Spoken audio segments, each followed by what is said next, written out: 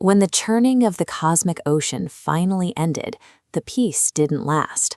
The gods and demons immediately plunged into a massive, world-ending war, turning the battlefield into a zone of absolute slaughter. At first, the fight was completely one-sided. The gods tore through the demon ranks, easily slaughtering their enemies and securing a rapid victory. Then, the slaughtered demons start standing back up. The dirt falls away from their bodies, and their fatal wounds seal completely shut. The gods watched in horror as the scattered chaos of the battlefield transformed into a synchronized mass resurrection. Behind the endless horde of reviving demons stands a single mastermind orchestrating the revival, a highly educated, incredibly powerful sage named Shukracharya. The most brilliant holy man in Hindu mythology is actively using his divine knowledge as the ultimate weapon to destroy the gods.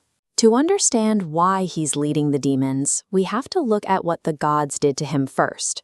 Long before the battlefield, he was known as Ushna, an eager young prodigy studying at the prestigious ashram of Maharshi Angiras. He mastered every subject placed in front of him. He quickly absorbed politics, complex war strategy, science, and the art of penance.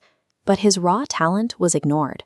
Ushna watched as his guru repeatedly bypassed him, choosing instead to lavish special attention and private secrets on another student, his own son, Brihaspati. Ushna confronted his teacher over the blatant nepotism. When the guru brushed off his concerns, Ushna lost his patience entirely, packed his things, and abandoned the ashram. He traveled to a new ashram under Rishi Gautam. Here, he completely immersed himself in his training, unlocking immense divine powers that outclassed anyone from his past. Knowing his own worth, he traveled to Devlok, the realm of the gods. He stood before Lord Indra, presenting himself as a candidate for the god's guru. He applied right alongside his old rival, Brihaspati. Lord Indra looked at the most powerful sage of his generation and rejected him outright. He declared that someone with Ushna's specific lineage was entirely unfit to hold the holy title. Indra focused on one specific branch of the sage's history. His mother, Kavyamata, was the daughter of a demon. He used that lineage as a legal blade, severing Ushna's connection to the divine realm and stripping him of his worth. The gods humiliated him over something he couldn't control. Ushna absorbed the insult and made a vow. He would destroy Devlok entirely.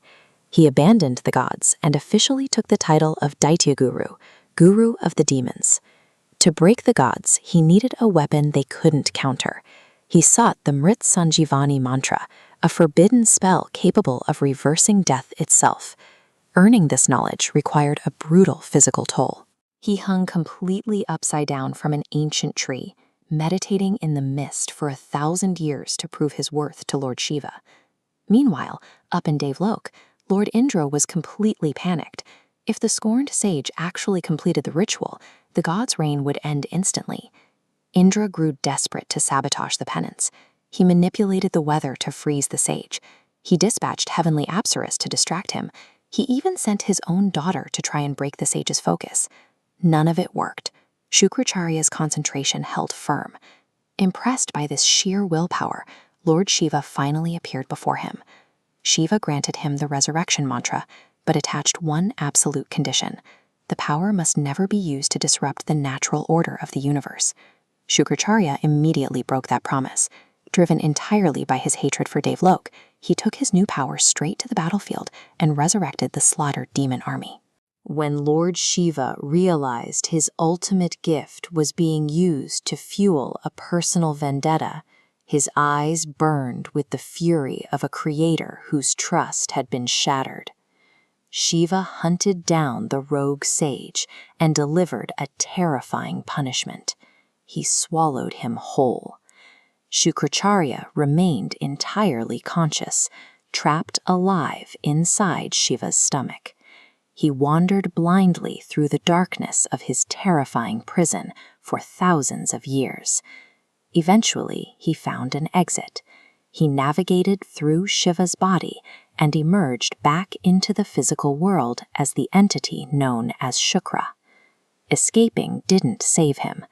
Upon seeing the sage outside his body, Shiva's fury reignited, and he prepared to erase Shukracharya from existence. The universe's most brilliant mind was seconds away from total annihilation, simply because he let his thirst for vengeance blind his wisdom. Right as the final blow was about to land, Goddess Parvati intervened. She stepped directly between her enraged husband and the trembling sage. She argued that because Shukracharya had physically emerged from Shiva's own body, he had been cosmically reborn, effectively making him Shiva's own son. The logic broke through the rage. Shiva accepted Parvati's reasoning, pardoning the sage and adopting his former enemy into his own family. For the first time in his life, Shukracharya was unconditionally accepted. This single act of grace cured the centuries of festering resentment that began back in Indra's court. In a final act of restoration, Shukracharya divided his own essence into two perfect halves, one side to guide the gods, the other to counsel the demons. The war didn't end because one side finally won. It ended when the gods realized that the villain they feared was a monster of their own creation. When we transcend our own prejudices, the conflict itself becomes unnecessary.